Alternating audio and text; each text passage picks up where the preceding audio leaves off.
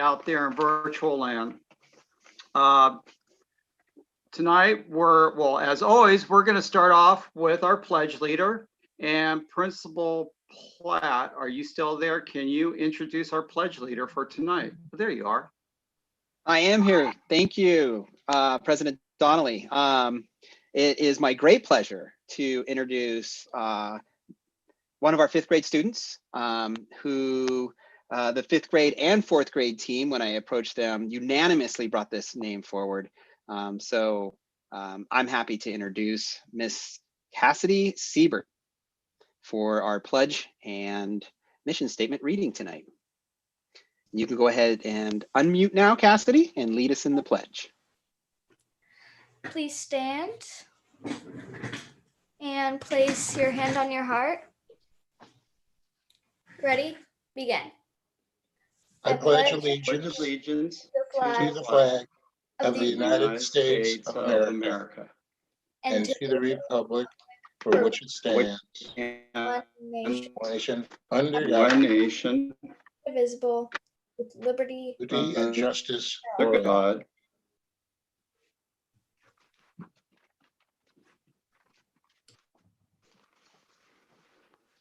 Okay, and now the reading of the Soquel Union Elementary School District mission statement. Staff, students, parents, and the community share the responsibility for each child's success. We are committed to ensuring that each student develops the skills and confidence for lifelong achievement and is prepared to make a positive contribution to our world. Thank you. Thank you very much for doing that. And thank you for the pledge and the mission statement as well. I'm having some technical difficulty here, so bear with me as I'm trying to fix everything that's going on here right now.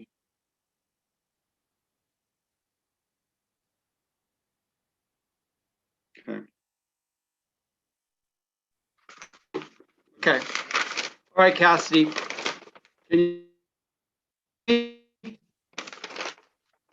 We're good? Okay. So Cassidy, I have a certificate of recognition to read to you. It's right behind me in the background. And I read through it, and it's really Cassidy is the definition of a stand-up citizen and a role model student. Boy, that first sentence tells it all. Flexible, compassionate, patient, creative, thoughtful, and extremely kind. She is an excellent teammate who collaborates well with her peers and helps push them to grow alongside her. Cassidy works hard inside and outside of the classroom. She gives her personal best no matter what the task is. She even spreads her positivity beyond the classroom walls whenever possible. Last year, she created her very own charity organization and website called WIAP and is currently in the process of creating a podcast to inform the community about her work. Cassidy truly exemplifies the Main Street way so much more, and we are all very proud to call her a blue heron. Hey, all right, that's really great, Cassidy. That's really good. First thing, the web is WAP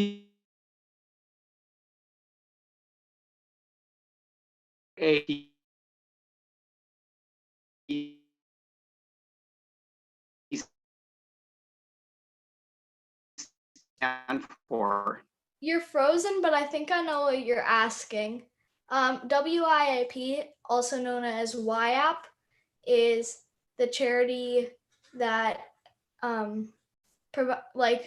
we raise money to help our earth and also like give to people and animals. So the W stands for world, the I stands for importance, the A is animals, and the P is people. Oh my.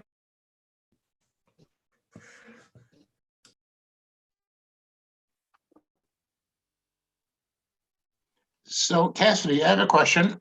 Do you enjoy And being the website right now?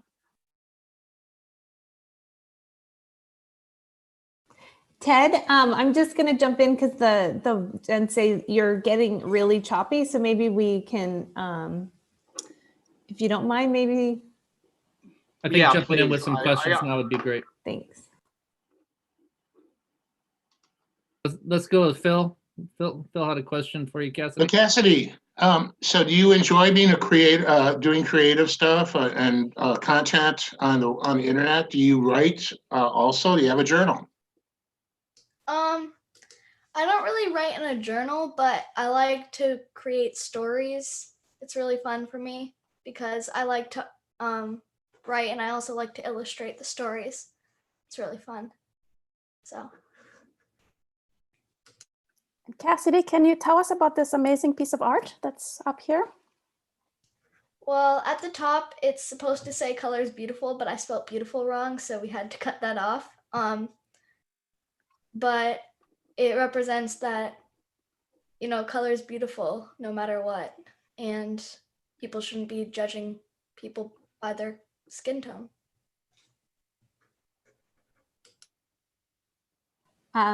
Cassidy, how do you find time or collaborate with friends with your organization during distance learning?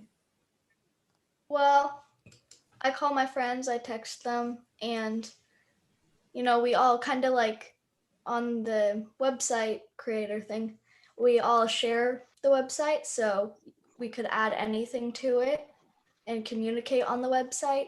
So that's awesome. Together. We don't really meet in person, except for one person, Sibri. That's awesome. Thank you. Okay, I'll jump in with a question. Thank you, Cassidy. I think I've probably asked other students this too, but you know, we all know some of the challenges with distance learning and with being in these times where we don't get to see people in person as much as we'd like to. But have you had any new opportunities, more time to do something you like, or, you know, a chance to learn something new, anything that's come around for you that's been a positive? Yeah, I've been able to spend a lot more time doing art and reading a lot, which I really love to do. And it's just really fun for me, and it makes me relaxed and calm. So I love doing that in my spare time, but I don't have much of it. Thank you.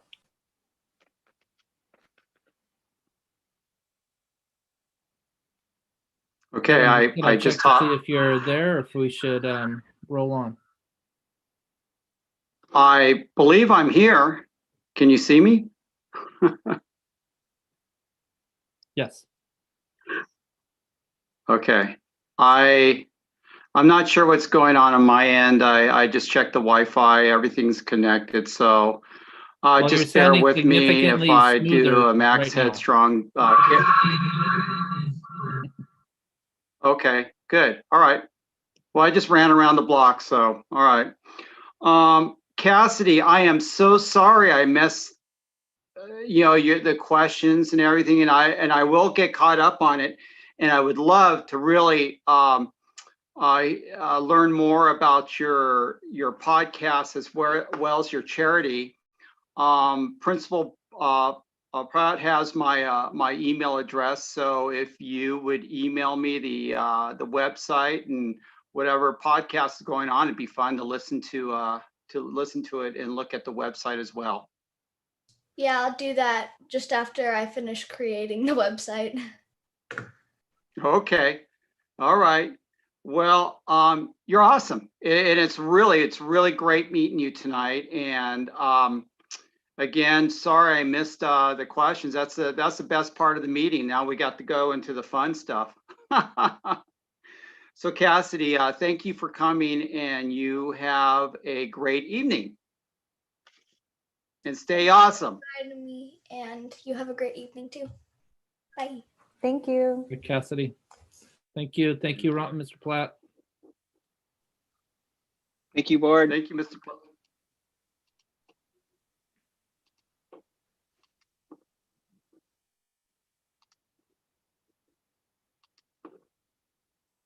Okay. Okay, Linda, let's do a roll call, please. Okay. Trustee Rodriguez, Here, Trustee Jackson Miller, Here. Trustee Izan Gonzalez, Here. Trustee Friedman, Present. Trustee Donnelly. Present.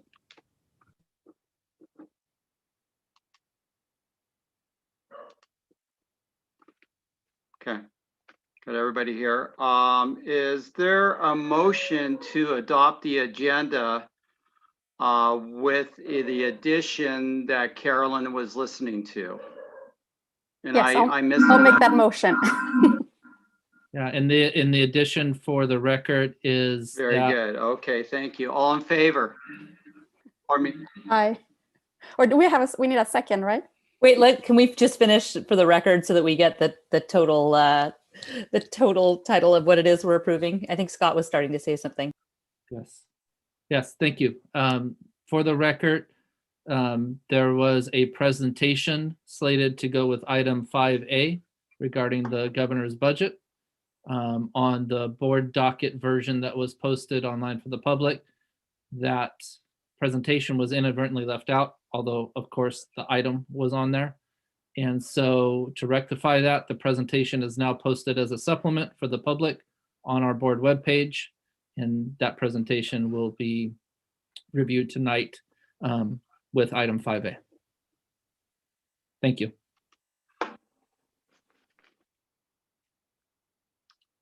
So I'll make the Okay. motion to approve the agenda with the addition of the presentation on item 5A. I'll second. Okay, Carolyn first, Amanda second. All in favor? Aye. I, Aye. Any opposed? Okay. The consent agenda, is there a motion to pass the consent or approve the consent agenda as it stands? Jen here, I'll make the motion. Okay, Jen. Second, I'll second. Carolyn. Okay. All in favor? Aye.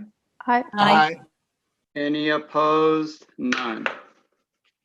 Okay. Public communications. Do we have any public communications regarding anything that's not on the agenda tonight? None that I'm aware of. Nothing on email. None on Zoom. Okay. Next item is standing reports. And I'm going to throw things for a loop. I'm going to have Scott start first. Thank you, Ted. I appreciate that. I'm going to devote my time on the standing reports this board meeting for a most important topic. You probably see in our Zoom meeting, we have two guests, and that's Kate Erickson and Brian Koch. And I'm going to talk a little bit about National School Counseling Week, and then talk just a little bit about them. And then I will invite them to say a few words should they so desire, but mostly tonight is to recognize them and their work. So National School Counseling Week is this week, and it's for school counselors. They're calling it the All In for all students, and it's to focus public attention on the unique contribution of school counselors within the U.S. school system. National School Counseling Week, sponsored by the Association of School Counselors, ASCA, hope I didn't mess up that acronym, highlights the tremendous impact school counselors can have in helping students achieve school success and plan for a career. National School Counseling Week is always celebrated the first full week in February. Now, if you remember, for us, just a few short years ago, New Brighton didn't have a school counselor, and I think that's something that we all felt was a gaping hole for a middle school not to have a school counselor. And it was in the spring of 2018 that we did some outreach and canvassed our stakeholders, staff, and students as we spoke about student safety. And we talked about limited resources, and we talked about, those limited fiscal resources can go to things like extensive fencing, or they can go to more internal resources such as a school counselor. And those are challenging conversations, and we didn't shy away from them when we asked for input. The consensus was overwhelming, and that was to add a school counselor back to the New Brighton staff and to use the resources, to use the funding that way. And we have had that position now. This is starting the 3rd year. And of course, the position has been wonderful, a wonderful asset to students, but the right position is nothing without the right person. And that right person to fill it has been Kate Erickson. She has been a great addition to the New Brighton staff, serving students. Interestingly, Kate had been one of our district's counseling interns, which is my segue to talk a little bit about our other guest tonight, and that's Brian Koch. Brian is our district's program coordinator of school counseling services. Brian is the master of making himself available to all of our sites at any time, knowing when to support sites with an intern that he oversees and counsels and guides, or other times when he needs to directly intervene and be more hands-on. Our principals and school staffs rely on him and count him as one of the key supports for their students. Both Kate and Brian always put the needs of students first and foremost. Never has there been a time so clear as now during this pandemic for the need for counseling services. And I'll just say finally that we've never once had to ask them to get involved. They've always done so immediately on their own accord. If I could use 3 phrases to describe them, it would be student-centered, highly skilled, and proactive. So it gives me great pleasure tonight to celebrate National School Counseling Week by introducing Brian Koch and Kate Erickson. And I now turn it over to them to see if they want to say a few words and if the board would like to say anything. Oh, thanks guys, you're gonna make me cry. But the reality is that it is a pleasure and a privilege to serve this district. And I, every day, look forward to coming to work, despite some of the challenges that we might have and have had over this year and some of the last. With that being said, I really do look forward to coming to work every day and supporting our students. And I look forward to doing that for years to come. So thank you for giving me the opportunity to do so. Yeah, thank you. Thank you, Scott. Thank you so much for inviting us to be here tonight. I'm new to the New Brighton team, but definitely not new to the district. And I have definitely felt the challenges of this year, but I'm so proud of our students who are resilient and our teachers who've really come together to support them, and our counseling team who the interns have stepped up in a very weird year. So thank you all for appreciating Counseling Week.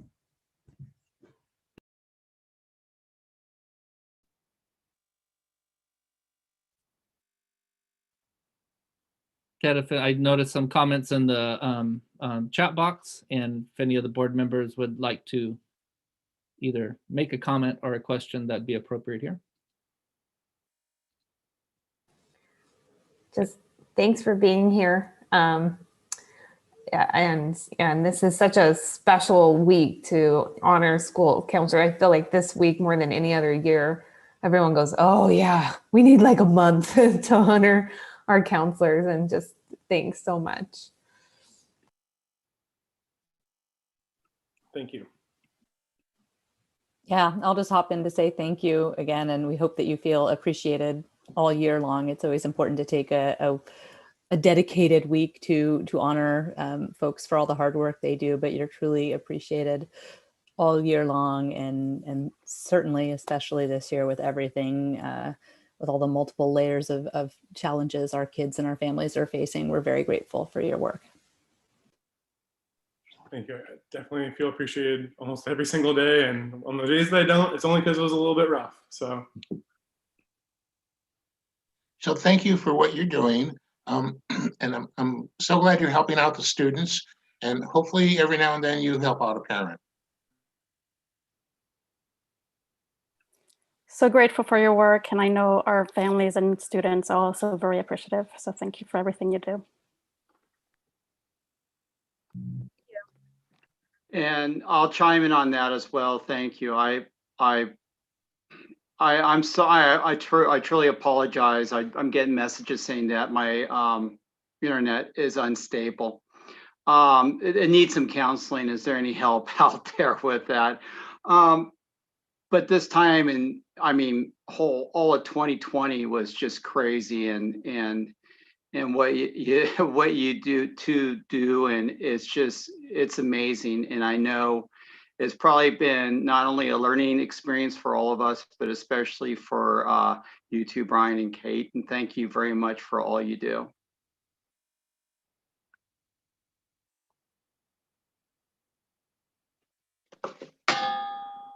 Well, and with that, this is where we make sure that you're more than allowed to make a graceful exit. There is no expectation you stay the whole night.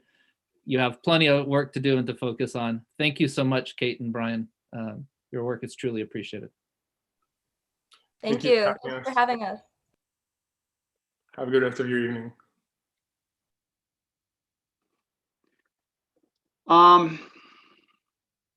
Thank you. Carolyn, I'm going to have you take over for about a minute. I'm going to do something with the Wi-Fi, and then I'll be right back in.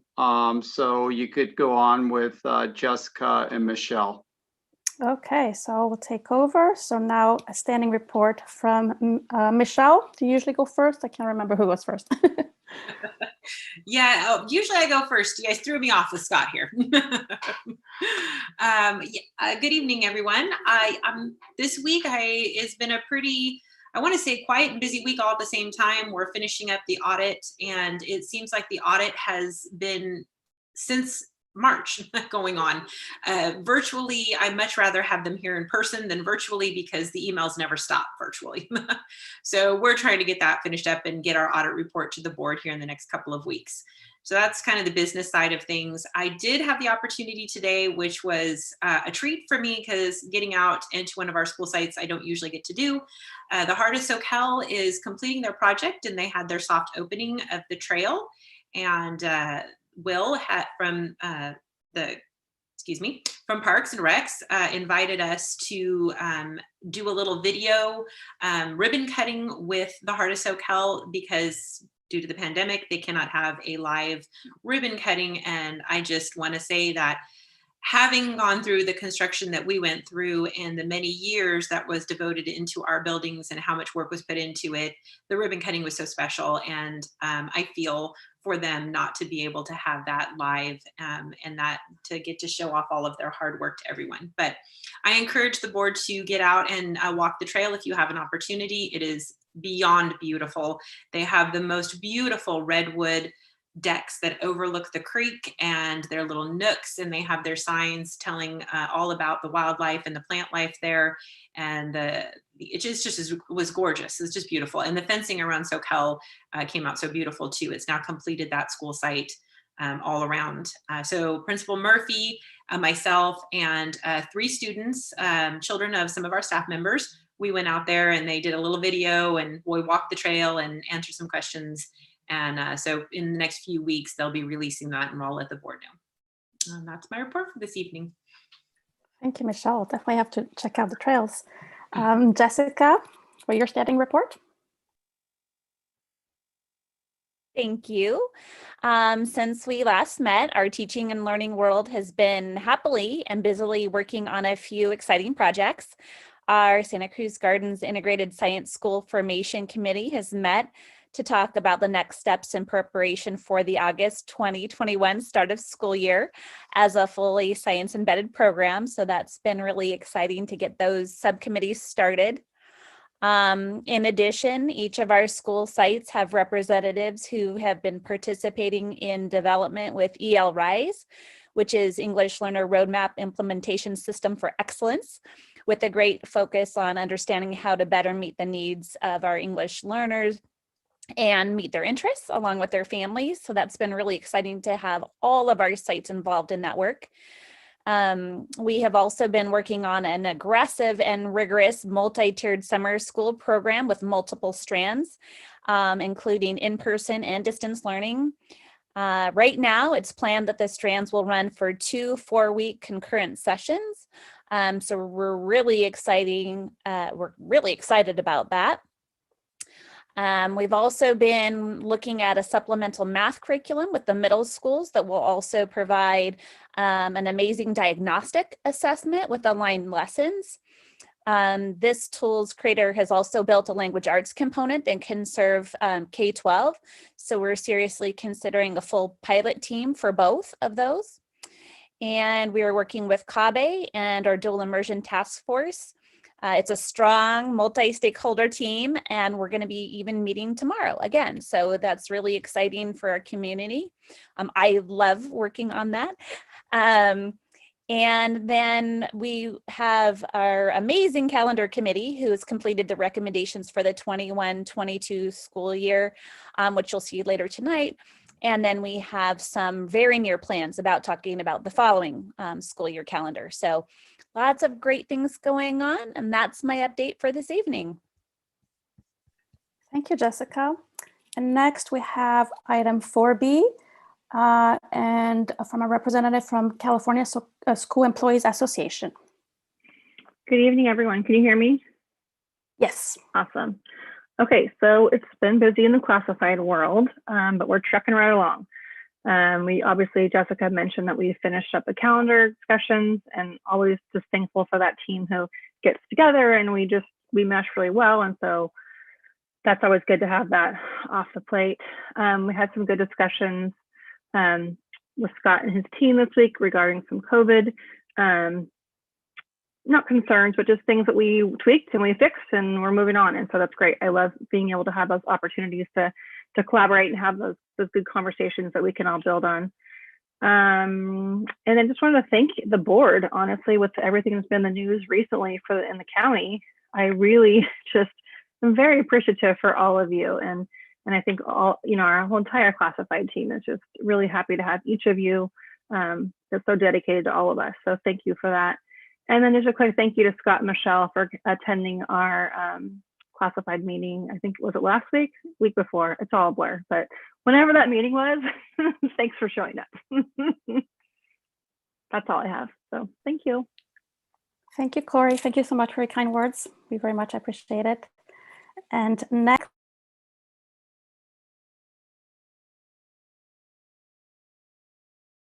You accidentally went on mute there, Carolyn. Sorry? Oh, but was I on mute? Sorry. Oh, okay.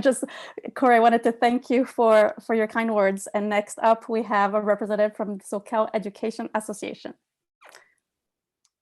Thanks for that. I thought it might be my turn, but I wasn't sure because of the cutout. But thank you for that. Yeah, so SCA met this week on Monday. Scott, Michelle, Jessica graced us with them at their visit as always, and much appreciated. We had a really good conversation about the most recent memorandum of understanding. That was really productive. We held site meetings at each individual site the previous week and had the chance to kind of talk about that with site related issues. But generally speaking, a lot of support for the MOU, a lot of appreciation for the administration for just, being willing to have those kinds of tough discussions about health and safety, and just always having the health and safety of staff as a priority. That really came through in our discussions of the MOU, specifically related to vaccines. And so there was a lot of appreciation expressed for the administration team for just walking the walk as well of showing the priority of teachers and staff safety and health. So that was really appreciated. We also had a discussion about racial justice and the Racial Justice Task Force, the really important work they're doing. Kind of going slow to go fast was the line they kept using, talking about, putting in the work to really do the research and make sure that decisions that are made further on down the line are good decisions and based in research and understanding of really complicated issue. Conversation as well about changing some of the signs from Black Lives Matter to We Believe Black Lives Matter, and kind of the implications there of what that means. Robust discussion about that, as it is a complicated issue, but ultimately realizing, words are powerful, but actions are going to be more powerful, and ultimately, those policies and decisions that come out of the Racial Justice Task Force are going to be, more important than any sign we can put up. And I think that was probably the bulk of what we discussed. So yeah, thank you guys for having me on here. Thank you so much, Gordon. I'll let Ted take over.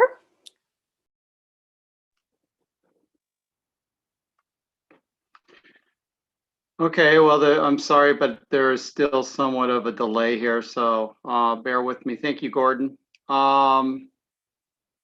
So with that, let's move on to trustees. Anybody want to jump in? Go, Phil. I have nothing to report.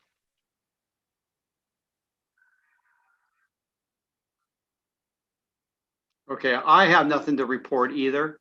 Anybody else want to jump in? Carolyn? Yes, I'll go ahead. Last week, I attended the Santa Cruz Garden Science and Garden Formation Committee meeting just to discuss transforming Santa Cruz Gardens into a science and garden focused school. So that was very interesting. And Jessica was there as well. So there'll be monthly meetings for that.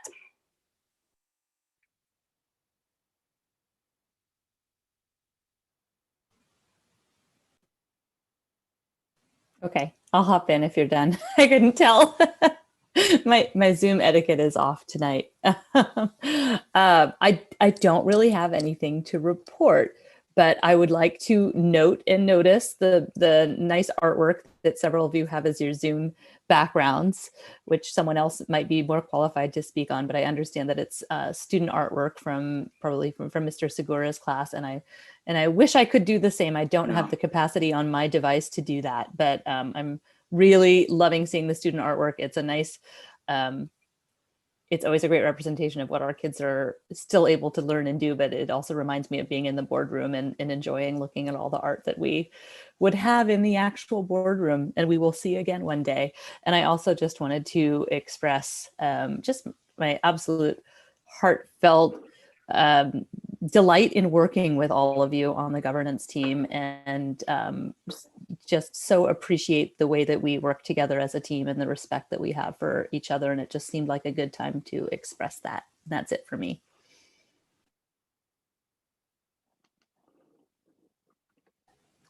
Okay, thank you. Is that me then? I think so. Yeah.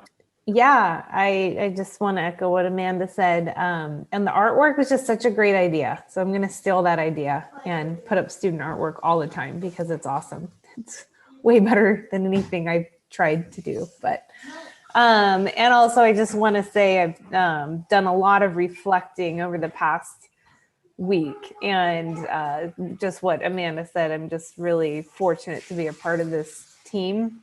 I'm humbled to be a part of this team, and I really appreciate that the culture that we've built in this governance team that's really focused on the students and so collaborative, and our roles are defined, and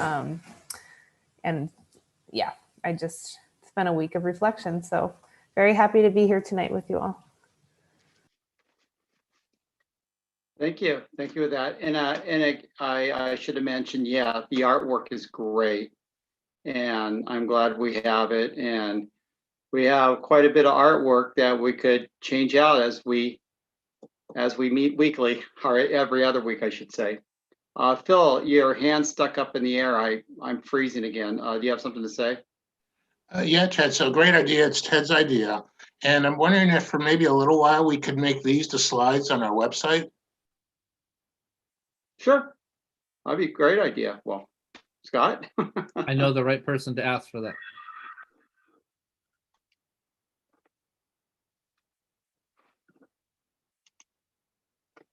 Okay.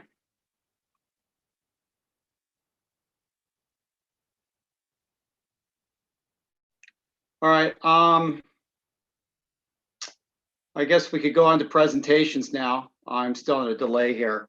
Michelle, you want to update the governor's budget for 21-22? I will, and let's see, this will be my second attempt at sharing a screen, so hopefully I don't mess it up. Great, you guys are good, you can see it? Awesome, yay, thank you. So good evening, everyone. And yes, if I could just take one moment before my presentation to express my extreme admiration and gratefulness for our board, my board. We are very lucky here to have you all and very appreciative of you. So thank you. So with that, let's talk some money. Little introduction to the governor's budget, a little sprinkling of the federal monies as well. So, you know, it's been a year, as you all know, pandemic, wildfires, you know, rampant unemployment, everything just a little upside down. So I want to start by saying that it's what the governor has presented is a better outlook on our state budget than what was projected. That's not to say that it was better than what it could have been. So we are just, it was really bad and it's going to be a little better, but it's still not great. So kind of as a preface it. There was in the beginning, we thought there might be a V-shaped recovery, which was, you know, a sharp dip in our economy with a very sharp upward movement. There was, we thought, an L-shaped, which was a very strong dip and a flattening out of our economy. What has actually happened is what they're calling a K-shaped recovery. And that is the top wealthiest in the state are beyond expectations, doing very, very well, where the 90% of the rest of the state is suffering and the economy is still dropping for them. So it's different in a sense. It's good for the state because the top of the K is bringing in more revenue or projected revenue at this point. These are usually in the realm of tech companies, app companies, gaming companies. They have all been doing very well in the pandemic. Interestingly enough, the estimates are quite high on the three big taxes, which are property taxes, sales taxes, and capital gains. And so the governor is projecting a pretty big spike in each of those three areas, which is where the bulk of the funds for the state is expected to come in. A little side note, the capital gains and the sales tax are interesting enough because, as you might know, the top 1% of earners in the state of California make up almost 90% of the state's revenue. And with the richest man in the world, Musk has just left the state of California to move to Texas. He is now taking his revenue with him. So that should be a pretty big indicator on how the state will end up recovering with that big move. So a few other things. In the 2021 budget, there were $13 billion in deferrals. In the 21-22 proposed budget, the governor is looking to pay down those deferrals. What I do want to note is that the deferrals that are set for 2021 will continue to happen. Our February through June cash flow will still be deferred into 21-22. What this is projecting is that the 22-23 deferrals at the end will no longer happen. So our cash flow at the end of next year will theoretically right itself, but we are still bracing for our cash deferrals in the current year. So, and I brought to the board several different resolutions, one from borrowing from the County of Santa Cruz, one from borrowing from the County Office of Education, and then a third, if it's needed, a trans, which will enact if that comes to pass. I'm happy to say right now our projected cash flow looks like we will not have to dip into a trans, but we have that set to go just in case. Part of what the governor has said, which is a little ironic, is that we're getting a 3.84% compounded COLA for 21-22. But all he has done is he took money away from us in the current year and he's just restoring it in the out year. So it is already a COLA that was built into our budget initially that we had to reduce, and now we're adding it back in. So just for clarification for the board, this isn't an increase to anything we weren't already supposed to get. He's just restoring what we never received in the current year. So also some of the things that will impact our budget is our supplemental and concentration funding. Our district receives supplemental, not concentration, but those dollar amounts are strictly based on our free and reduced counts.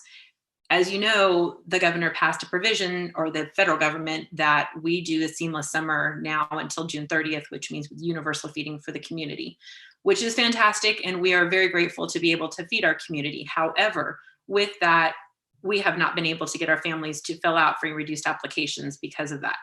And without those numbers, we aren't being held harmless. We are on our enrollment in ADA, but not on this particular unduplicated count. So the district will take a hit in this area because our numbers are quite low, and that'll be reflected in our second interim report that I'll be giving to the board in March.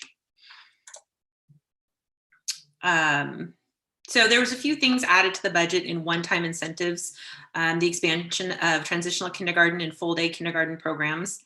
So not necessarily might have an impact to us directly, but I am looking into the $200 million for construction and retrofitting of existing facilities. We might be able to dip into those funds to upgrade some of our existing classrooms in the TKK areas.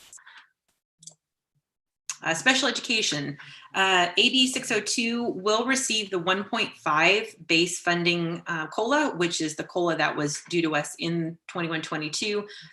However, special ed will not receive the full 3.84% COLA, which is the shore up from the prior year. There's $300 million in ongoing funds for special ed incentive grants, roughly $5,900 per resident preschooler with disabilities. These funds are that we've received them in the past. The first go around was unrestricted. The second go around was restricted. There isn't quite yet, we don't have an official on if these monies will be restricted or unrestricted as far as if they have to go straight back into special ed or if they can go into the general fund. And just so the board knows, the $5,900 per resident preschooler, it's not based on the number of pre-K students we currently have enrolled at Socal. It's the number of resident preschoolers within our district boundaries. So I believe on the last work that I got from the county, we had 27 preschoolers that we would qualify for. So I'll get updated numbers on that when those funds are finalized. Just a few other programs that the governor is looking to put funding into, $450 million to invest in mental health programs. Again, we don't have any solid information on how those monies will be distributed or if our district will directly be impacted by that or indirectly through programs through the COE. Professional learning teacher incentive and the teacher pipeline grants. These are additional programs that classified and teachers can apply for to help with their ongoing learning. $250 million for our Educator Effectiveness Block Grant. We have received funding in the past for this, and this has been used to support our math, our math mentor at the middle school. So hopefully, again, if they distribute funds in the way they have in the past, the district will directly receive some of these funds. And then another $50 million to create statewide resources for social emotional learning and trauma-informed practices. And again, we're not quite sure on how those funds will be distributed. I would like to add, as we're going through this, I don't know if you see a theme with our new governor. We are having a slide back into what was called categorical programs in the past, and we moved away from our current governor is fond of one-time monies and grant monies for specific areas, which, you know, no district ever wants to turn any money down, but it does make it a little bit more difficult for individual districts to target funds as needed for their own district. Another $8 million for early math incentives, specifically targeting pre-K through third grade. Some additional funds for PD and materials for ethnic studies. The $5 million, I am not sure. This has always been talked about that would go directly to high school districts. So I'm not sure if our middle school would, if they'll bring the funding down or if we'll receive any funds directly related to that. Also, another $250 million for pathways for classified to become credentialed teachers, and the $112 million for meal reimbursement. The 75 cents per meal was, the district received roughly $22,000 in funds from March to August 30th of what we reported meals on. And that was the first go around. So it's good to see that the governor has now put money aside for next year for the additional 75%. So at this time, not knowing if they will continue to do universal feeding after June 30th, we're not quite sure on how that's exactly going to impact the district for next year. $2 billion in one-time Prop 98 funds to aid the safe reopening and operation of in-person instruction. I'm sure the board has read a lot and seen a lot of articles regarding this. These are incentive grants for schools to reopen with targeted dates and specific requirements that would require in order to qualify for what they're calling these fundings, $450 for the first go around, $377 for the second go around if you open in the second tier of it. I'd like to point out that this is a 21-22 proposed budget. So irregardless of what is happening now, these funds have not been approved by legislation because the budget hasn't been approved by legislation. So there is a lot of talk going on right now by many different advocacy groups and in the state level on what that $2 billion might end up in the end looking like. So it's hard for us to predict right now how or if we would receive any of these funds based on what's going on right now at the state level. $4.6 billion to address learning loss. Currently, it's projected right now that the district will receive 1.1 million. I also just read last night that there is some proposed new language regarding these funds. So hopefully the essence of what it's to be used for won't change. It just looks like some of the proposed assembly bills want to have a little bit more stringent ties to how that funding is spent with some additional reporting requirements to go along with it. But in the end, I don't think there's any disagreement that those funds are to be used for either extending the school year or a very robust summer school program or before or after programs to enhance learning loss. What's not included, COVID-19 liability coverage for LEAs. This is a big one. You know, I just received from our JPA for our updated safety talk. In our JPA, which encompasses Santa Cruz, Monterey, and San Benito County, currently there has been only one reported COVID case that has been directly linked to a school district on site. So that said, that doesn't mean there haven't been COVID cases, but only one has been directly linked to being, you know, that they were exposed directly from the school site, which is very good because that says that we are all doing what we need to do when we're on site and on campus to follow safety protocols. However, this, like anything, no one knows what the district could be held liable for in the future. And through every case that comes can be considered a workers' comp case, and the impact on that on our JPA could be exponential. So that's one thing that we have to keep in mind as far as how that could impact our out years for our premiums. The other big thing is the no hold harmless for the unduplicated count. That has ripple effects all over the place. Our Title I funding, a lot of our federal funding, our supplemental funding. If our numbers are not held harmless back to 1920, we could see significant drops in a variety of different programs, not just our supplemental program. Also, there's no addition to PERS or STRS contributions in any of the out years. And so that's a big one to bring the rate reduction down.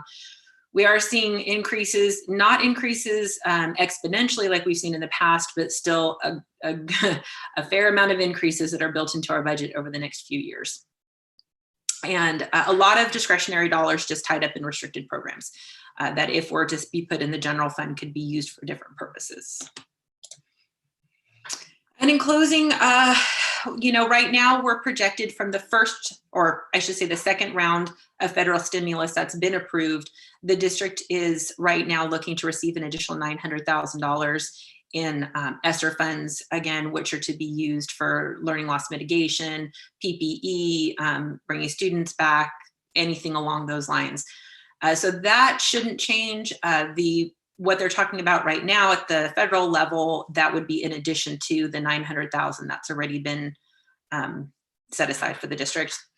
Also, the big is the big three taxes. The governor is, like I said, projecting big increases in all three of those areas. And so we will see if that comes to pass or not. Declining enrollment. Our district has declined significantly in the current year. We are held harmless, as everyone knows. For our next year, we're also held harmless because we revert back to the current year or prior year, and it's our third year out that we take this significant hit if our enrollment doesn't increase 2 years from now. So when I present second interim in a few weeks to you guys, you'll see some of our numbers baked into there if that does not come to pass. And the housing market is another big one. You know, right now it's ironic. You hear a lot in the news. So many people are leaving the state of California because they can't afford to live here. They're moving to other states. However, if you look at Santa Cruz County, our housing market is crazy. I mean, houses are on the market a day and they already have, 20 people bidding on them. So it'll be interesting to see how our property taxes fare in that market. And with that, I put this in here because I found this quote before our president became president, and it really, really struck me because I feel that our current president will do what he says. And if you value something, show me your budget. So I just wanted to put that in there. So if any questions? Let me see if I can, whoops. Go ahead and jump in there. Hey, Michelle, thanks. Sounds okay on the short to midterm, but who knows going out, right? Correct. Okay, so I've got a couple of questions, and you don't need to answer all these. I just want to throw them out there.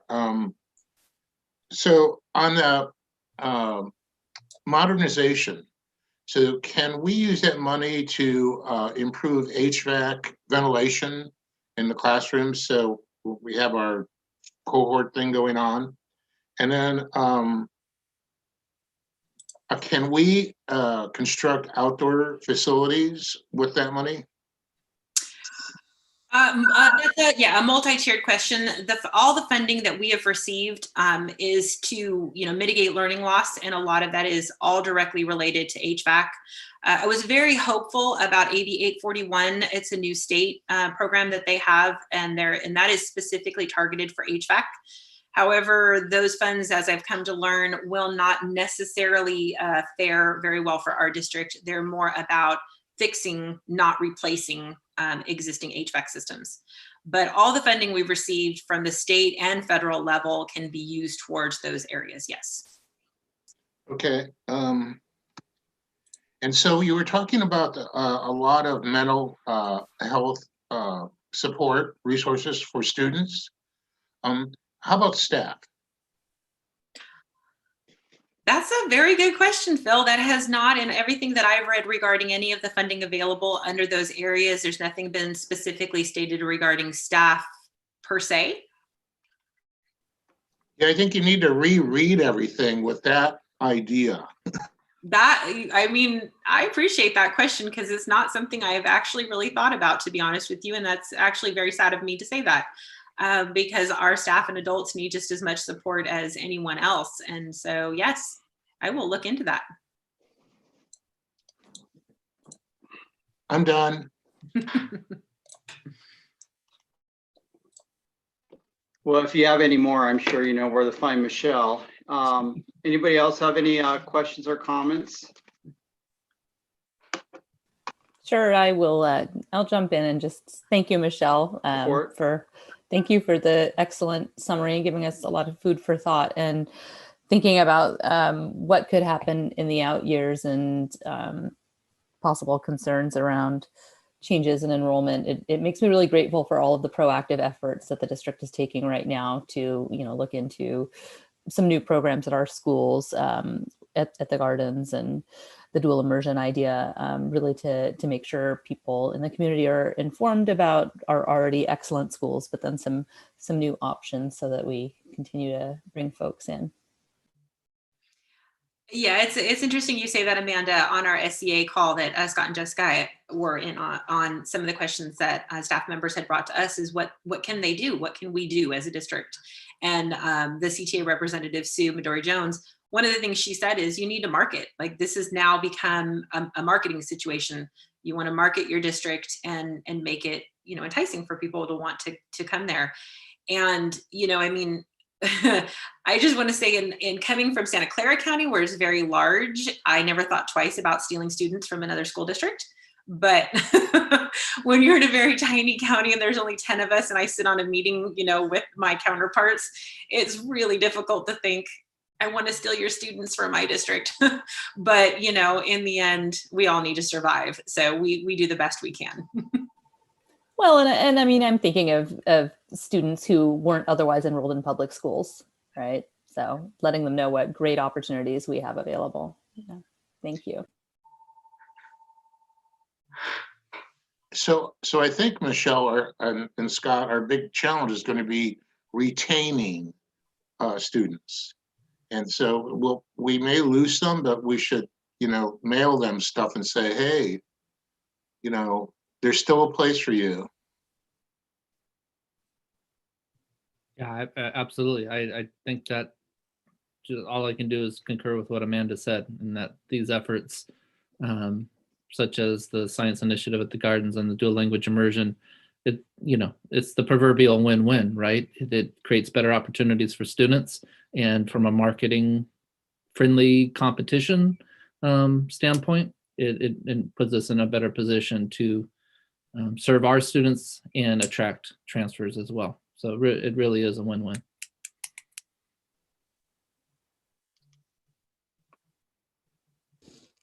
Thank you, and I love the quote at the end. Your updates are always, I mean, I think we all appreciate them, but they're actually interesting. Sometimes I think you start them and go like, oh gosh, no one's here for this, but we are, and it's more than just Phil. It's really good, but that quote at the end was great because it is, that's a really good one from Biden. Look at your budget and I'll tell you where your priorities are. Yeah. So thanks for adding that into the mix there.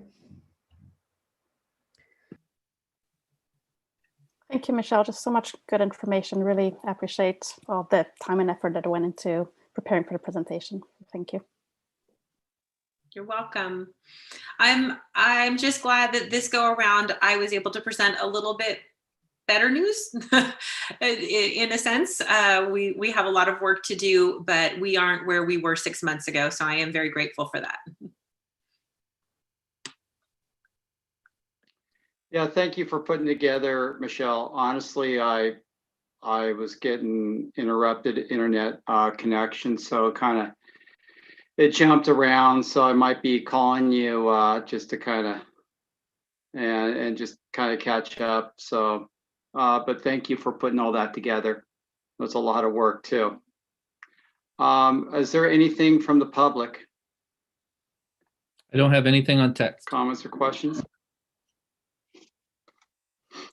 Sorry, nothing on email. No one on Zoom. All right. With that, let's move on to 5B. This is a discussion regarding the COVID-19 and distance learning. Wow, so what our whole worlds revolve around right now.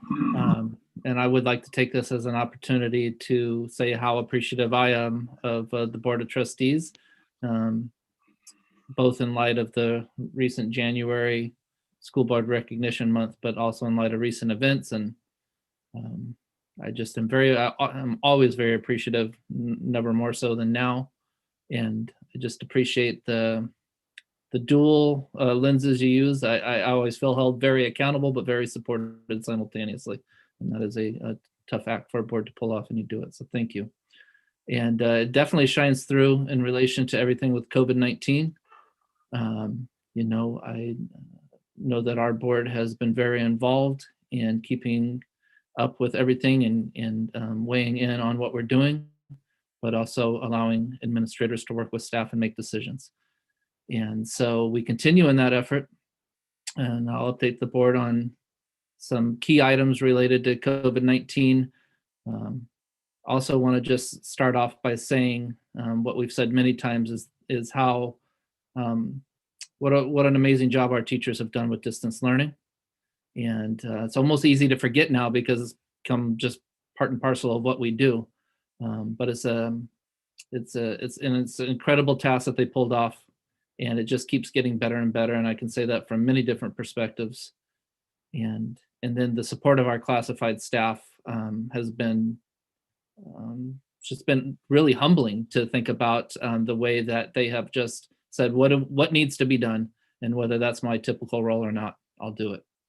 So all of this is based on that foundation that we have staff that are going above and beyond to support our students and families. In order to keep moving towards greater in-person services, vaccines is the first thing that I'll talk about. I'm sure you keep up to date on what's happening at the world, federal, state, county level, and how that impacts us. And I think the main point that I would like to get across about vaccines is that everything that we can control as a district and especially as a county is being done or has been done. There are systems in place, and I want you to know that with great confidence. I am so appreciative of the work that's being done at the COE level to make sure that we have systems in place down to where the mass vaccination location would be, Cabrillo College, how it would run. COE staff has gone out to some of the other mass vaccination sites to make sure that they can learn from that and implement a similar program, so that basically all the 5,000 or 6,000 employees employed by schools across the county could receive a dose of vaccination within a week. So we're talking like 1,000 people a day. That system is ready to go. All we need are the vaccines. And so, as you all know, vaccine supply chains have not been what we originally hoped for or anticipated.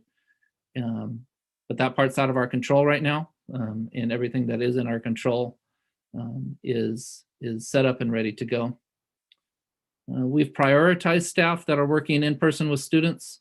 But again, that prioritization, we're talking, like a day or two difference, perhaps, of when somebody would receive their first dose of vaccination.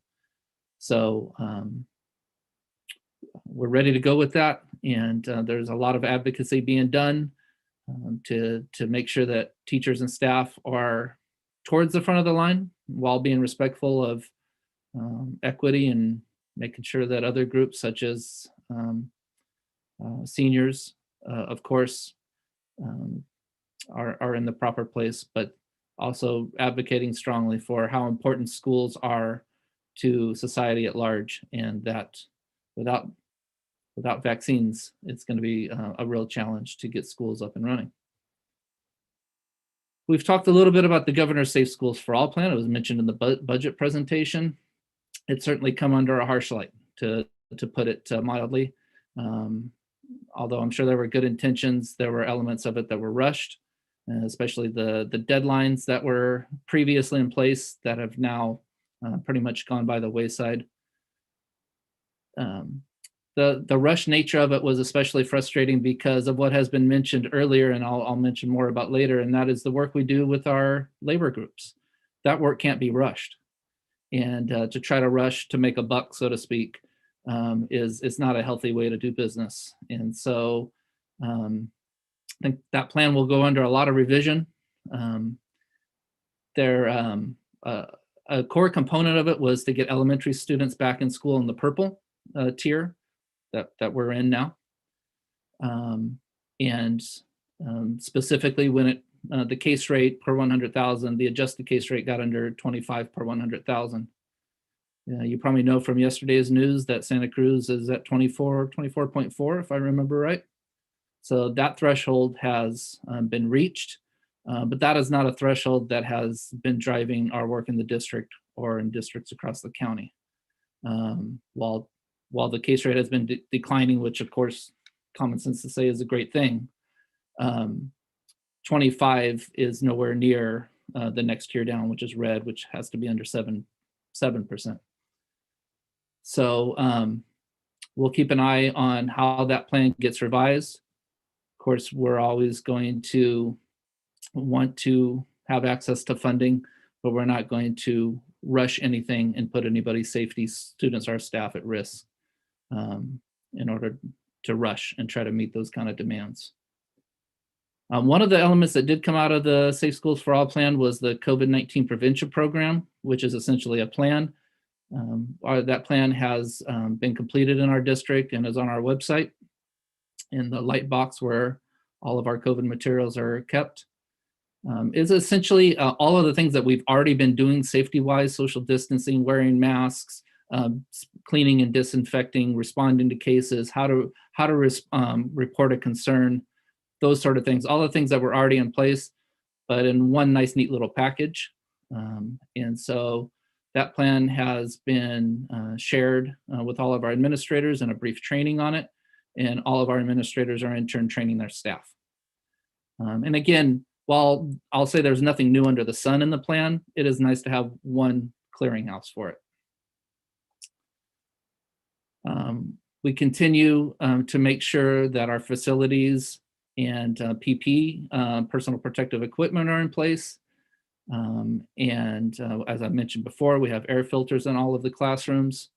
There is work being done to ensure that any furniture adjustments that have to be made, such as student desks, to make sure that if the desks currently in the classroom do not allow for an easy social distancing situation in the classroom, we have met with administrators and teachers to see how we can rectify that, and what new furniture may need to be ordered to rectify that.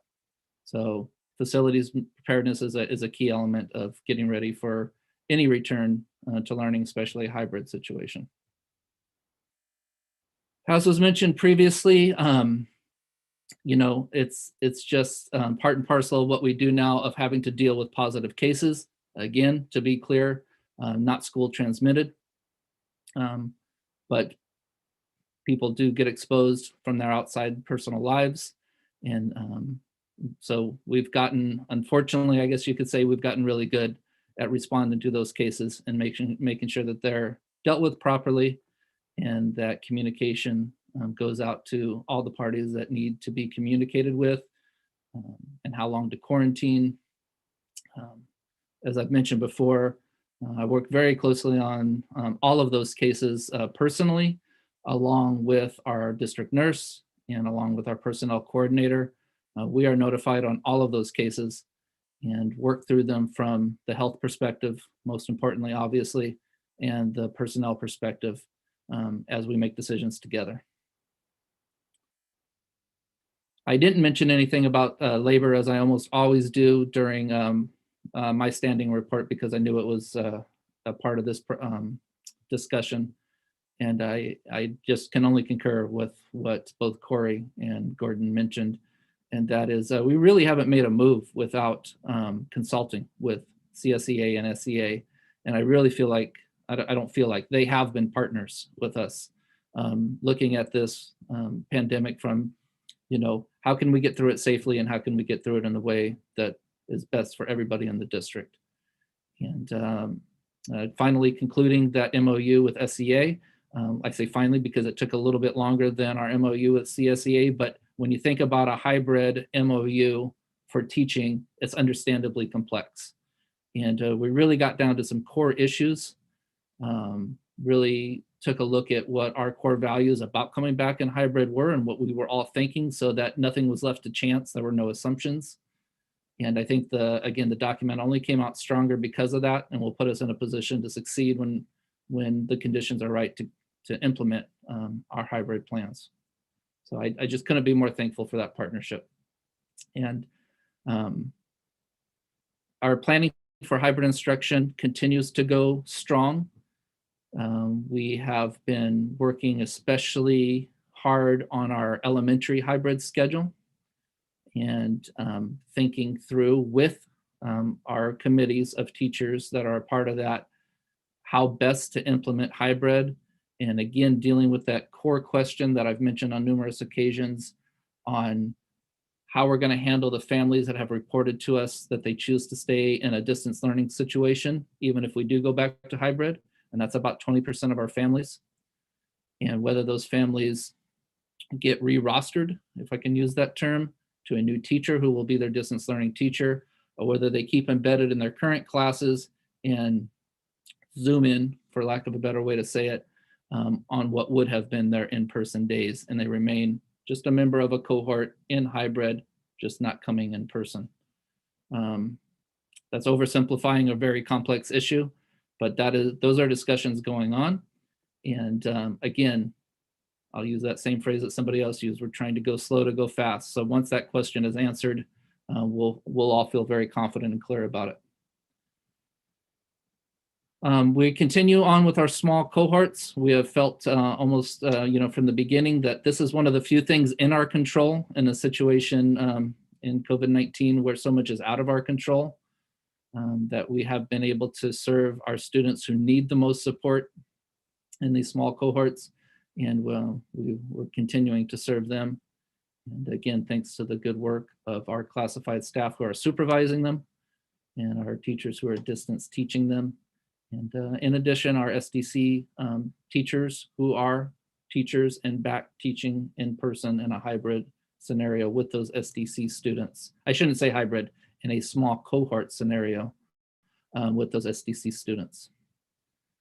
And also, as was previously mentioned, it's hard not to have previously mentioned, right? Because everything is connected to the central issue now, but summer school is something that we are putting even extra stock into this year. We feel really poised to be able to do an exceptional job with summer school in this context of distance, extended learning to support students, that haven't been in school for so many months, because we've had a longstanding tradition of having a summer school program. So we really get to take what we already know how to do and just expand it and have some extra funding to make it even stronger and be able to serve more students. And so we are looking forward to that. It's also very positive because all of the in-person components of that will be voluntary. So staff that are comfortable and ready to teach in person at summer school, that will be a volunteer situation, obviously, as anytime summer school is. So, of course, there's much more related to COVID-19 and distance learning, but those are some of the core issues that we have been grappling with here. And of course, we'll continue to grapple with, and I'll open it up now to the board for questions. Go ahead, gang, hop in there. Thanks, Scott.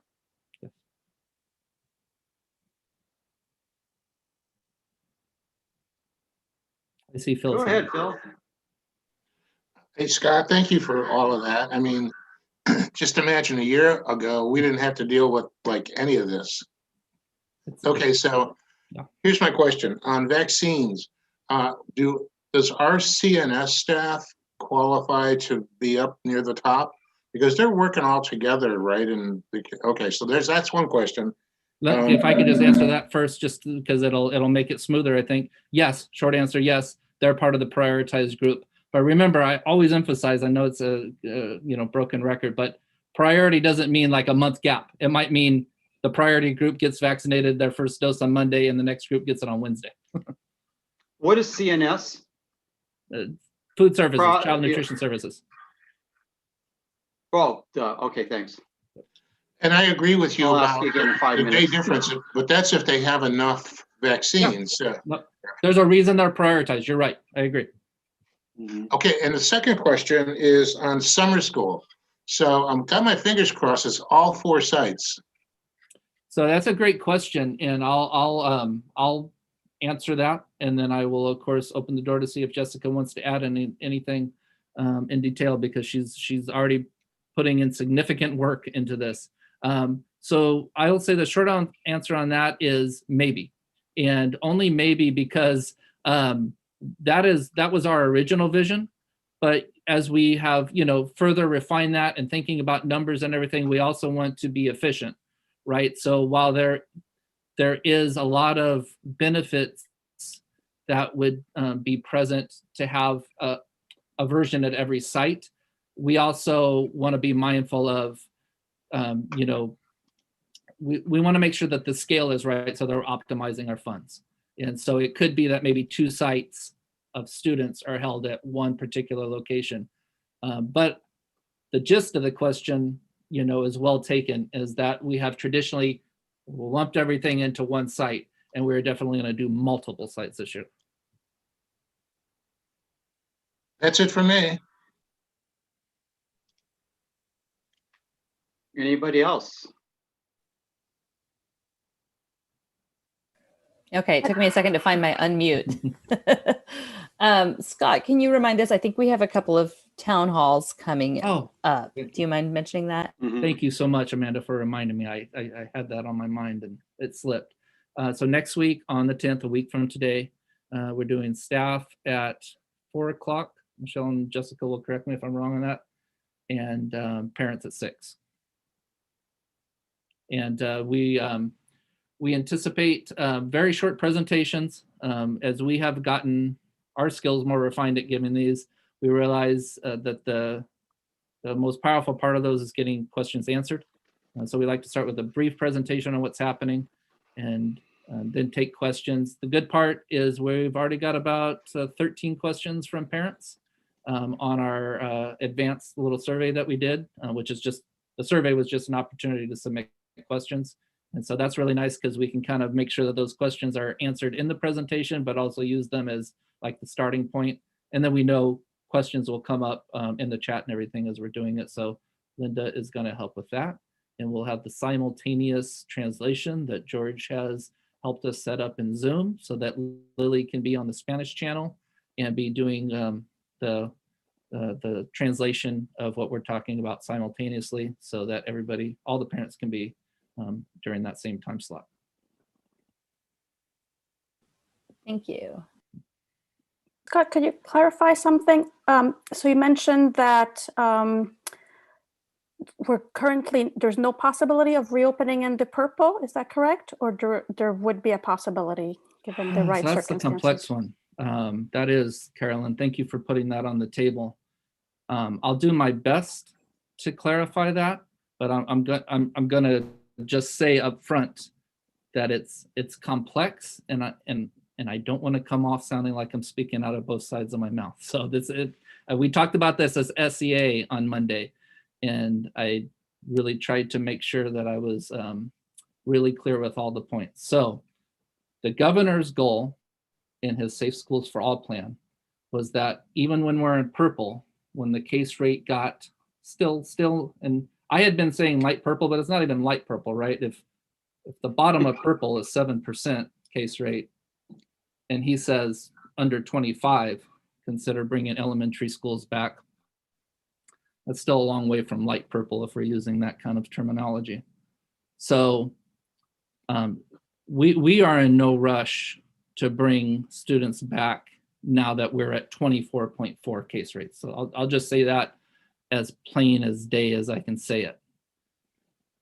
The other kind of simultaneous component with that is we are committed to the safety of our students and staff by saying that vaccines are a priority and that we're not coming back to hybrid until staff can be vaccinated.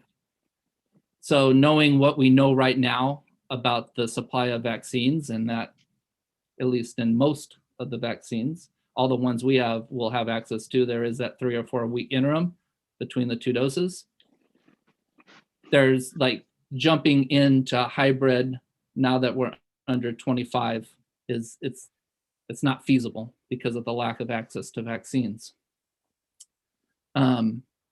Now, if we think through, say we get access to vaccines relatively quickly and we're able to get everybody vaccinated, and let's say the case rate continues to go down, but still not to red. If you remember, before the governor put his plan out right at the end of 2020, we had been pretty solidly committed to waiting until we got into the red tier for 2 solid weeks at least before we went into hybrid.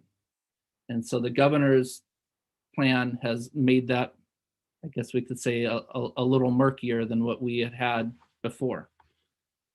And so in our conversations, like I'll say when we had this same conversation in SEA on Monday, I really sought to be clear to say, I don't think we can fully decide that now. If the question is, will we go back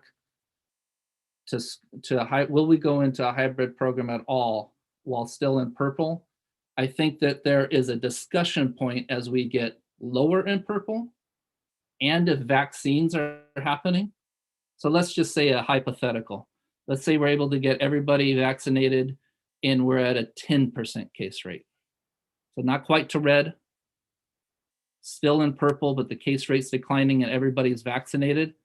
I think right there is a discussion point with our teachers, with our staff about coming back for our elementary students. so I can't say right now whether I think the answer to that question is yes or no. But I think that would be a very meaty, meaningful discussion if we got lower and lower in the case rate, still in purple, and everybody vaccinated. So that was a bit of a meandering answer. It's like the $64,000 question right now, I think. It's so dependent on vaccine. Right. I hope that answered your question, Carolyn. Yes, thank you. Yeah, thank you for that too. That quite interesting. And then I guess, you know, we're talking about schools. Any boards planning on meeting in anywhere? I mean, in the county at all, in person? If the schools go back into a hybrid, or we do a hybrid thing where we're spread out but in the same room. I guess that really depends on Newsom too, on him saying, okay, Brown Act is back in. You know, when we were closer a couple times, you know, we've been on this roller coaster where, you know, we were kind of gearing up for hybrid. We've kind of engaged in that discussion. I don't foresee, you know, where there's going to be any hard and fast direction to boards. I think everything we can do to mirror the safety that we're putting in place for schools, you know, makes a lot of common sense to do ourselves. And so the more in-person we get with students in school services, it would make sense maybe to gradually move towards some form of in-person board meeting down the road. Again, this is, you know, down the road. Maybe a first step could be, you know, a large facility like the PAC, just as an example, where it's not the public, but just the board, but they're there in person with plenty of social distancing and windows open. Something of that nature, you know, a mid-step before we go, you know, hopefully someday to a normal situation. That would make a lot of sense to me. Everything has been about gradually returning to in-person when the conditions are right. Yeah. For students and staff, I don't see why it'd be any different for board. Students and staff are a lot more important. This is just kind of a side note question of any, you know, of any talk in. Yeah, Phil. Yeah, Ted, I say we go down to Socal and we all get a megaphone, those electric ones, you know, and just blast away. Let's do it. it. In the heart of Socal.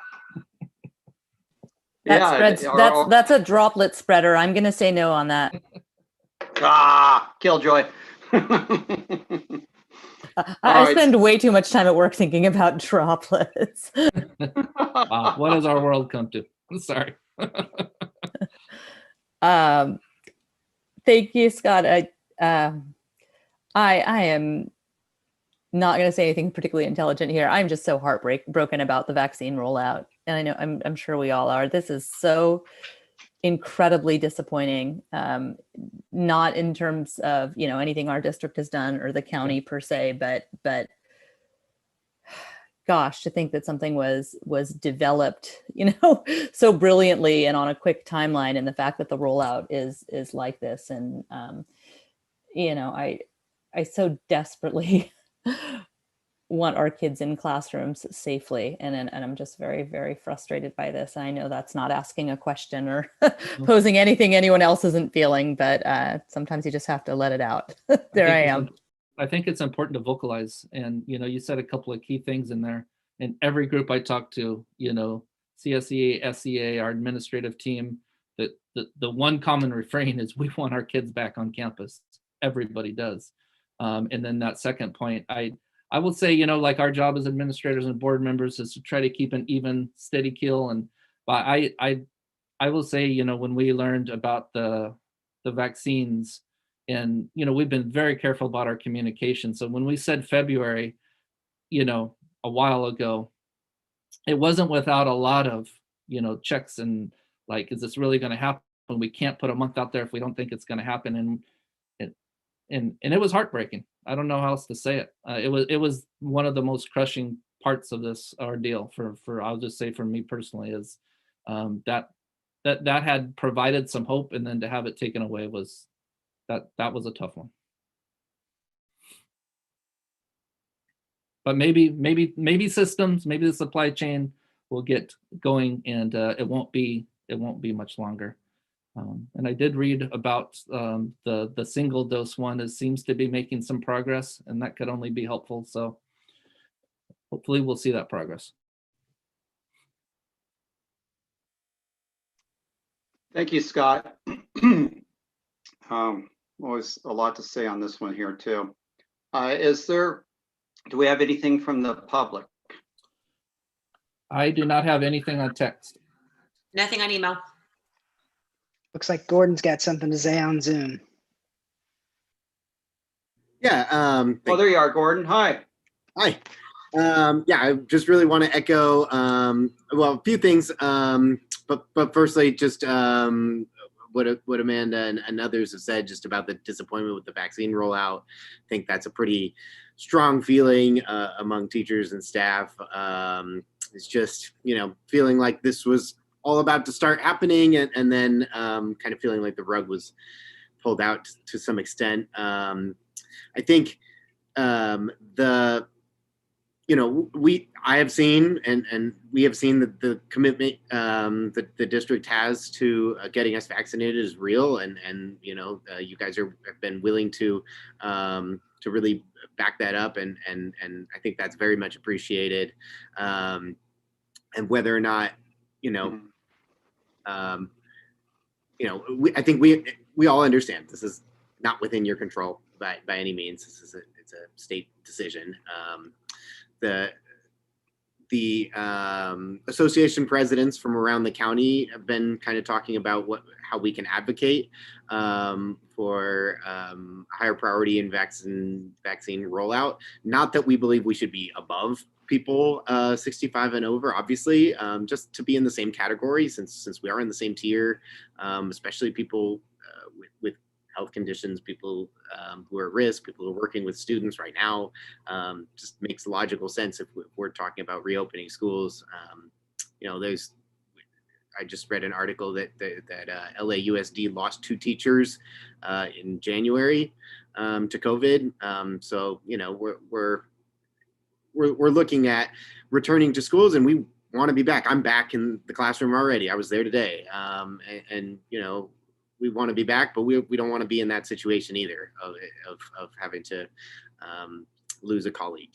And I know none of you want to be in that either. And so, that's just the reality of kind of where we're looking at with this.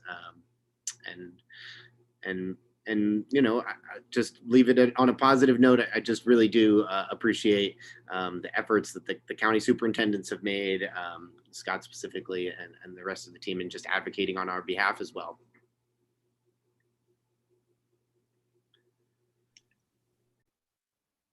Thanks, Gordon. And wow, I'm sorry to hear about LA Unified School District too, and losing, I assume 2 teachers. Oh, I hope that never happens here. Oh man, this is just crazy. But thank you. Is there anything else out there from the public? No. Well, there you are, Michelle. Okay, very good. All right, with this, we'll move on to 5C, discussion regarding board policy 3530, risk management, and Michelle, it's you. All right, you guys, another round of board policy updates. As President Donnelly said, this is board policy 3530, risk management and insurance. These are just some updates on some language, policy updated to reflect insurance decisions and provisions regarding safety-related training and protective equipment, all in regards to PPE and such. Also, a few updates regarding the flexibility on when to report to the board regarding risk management activities. And just as a little synopsis, I know we have a few new board members here. Our district is part of a JPA for our risk management and property and liability, and that is with Keenan Associates, but our JPA is with Monterey, districts within Monterey County and districts within San Benito County and Santa Cruz County. Not all districts in all 3 counties are part of the JPA, but most of them are. We meet 3 times a year. I sit on the board for both our property and liability and our workers' compensation for the JPAs. And with that, if anyone has any questions. Oh, I'm so sorry, Ted. I wanted to add on page 26, the last paragraph, the first sentence, I inadvertently forgot to cross out 2. So there's 2 twos, and one of them will be removed for the final reading. All those twos. Thing 1, thing 2. So you just leave thing 1. Okay. And this is discussion. Any questions or comments from the board? Bill. Just a quick one on page 27, that first sentence on that paragraph. Don't want to change anything, but can we add it to our governance calendar? Well, I'll let Scott speak to that directly, but I was going to say that I was going to recommend that because I am not going to lie, until I read the revision to this board policy, I hadn't realized that I probably should be bringing this to the board every year as a recap of our JPA activities. We're a very quiet JPA, so if that helps. I think it's a great idea.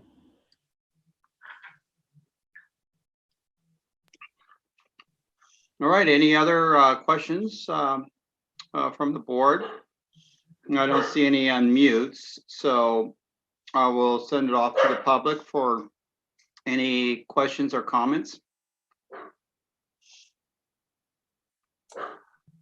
Sorry about that. I had trouble finding my mute button. Nothing on text. Nothing on email. Nothing on Zoom. All right, very good. All right, thank you. Jessica, you're up the bat twice in a row.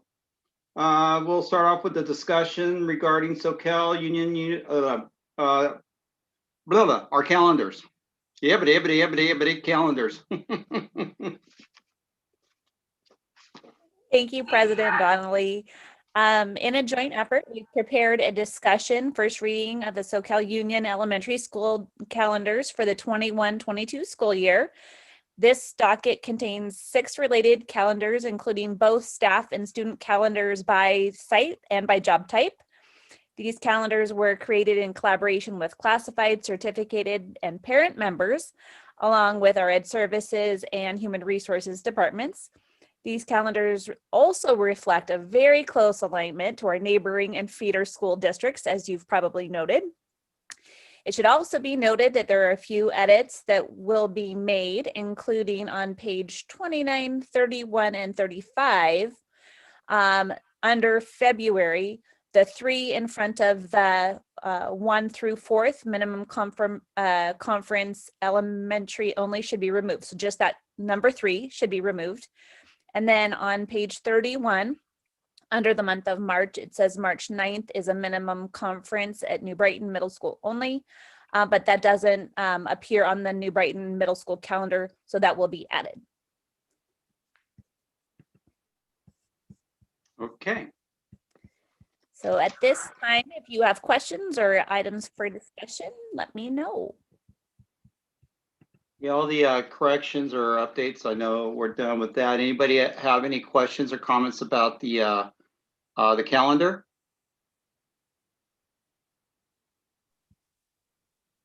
Okay. I'm sorry. Will you just remind me of the process? So it's a discussion item tonight, and then does it come back at the next meeting as an action item?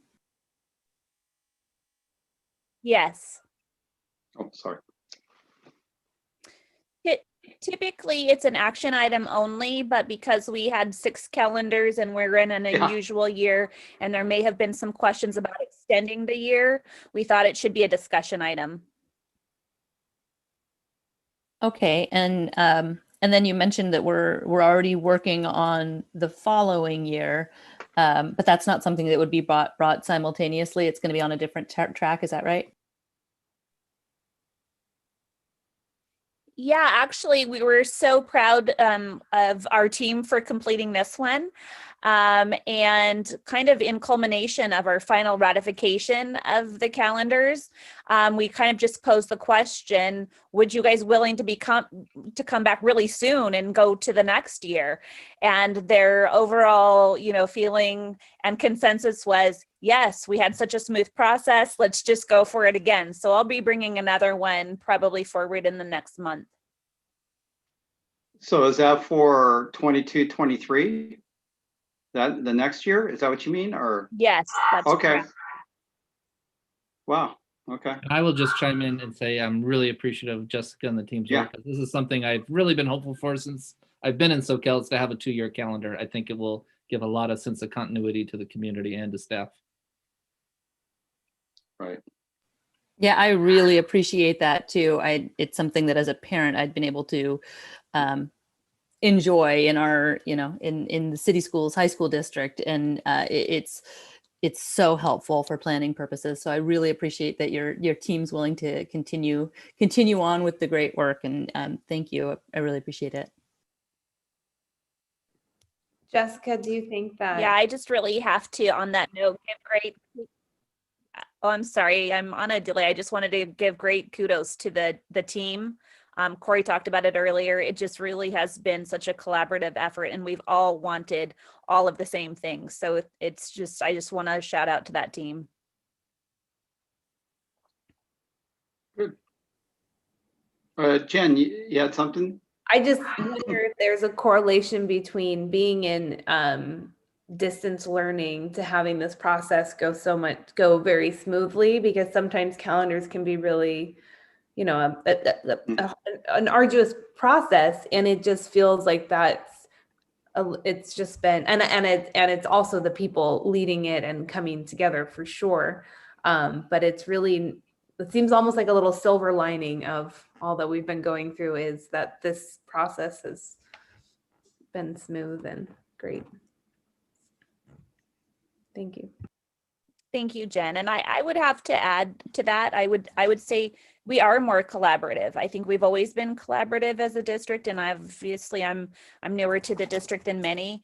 But we were actually commenting about that and how easy it is to actually work together, build consensus, have open dialogue, and know what's important. Our values are consistent, and so getting to where we need to go faster sometimes goes through a slow process, but sometimes it goes through just a process that we know is tried and true. So it's really putting our families up first. And this is 6 calendars. This is every stakeholder's interest, and we all agreed. So it really does speak to that.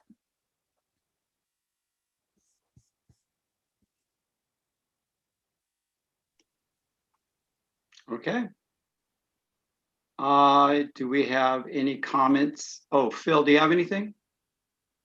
Oh, okay. All right. Let me say something. Do we have any comments or questions from the public? Nothing on text. And nothing on email. Nothing on Zoom. Very good. All right, Jessica, well, you're up. Don't go anywhere. So we're going to head into the action items here. Stay seated. All right, so action items. We're going to consider approval of board policy 3280, sale or lease of district-owned real property. And Jessica. Oh, I don't think Jessica wants to steal my thunder. That one, no. Really? I thought, so you know what? sorry, I Michelle, was but wondering you're about gonna that have because I to must take have this misread that. Oh. All Look right. at that. Board, we're fighting over who gets to present board policy. You know what? It's my internet services, anyway, so it's affecting my brain.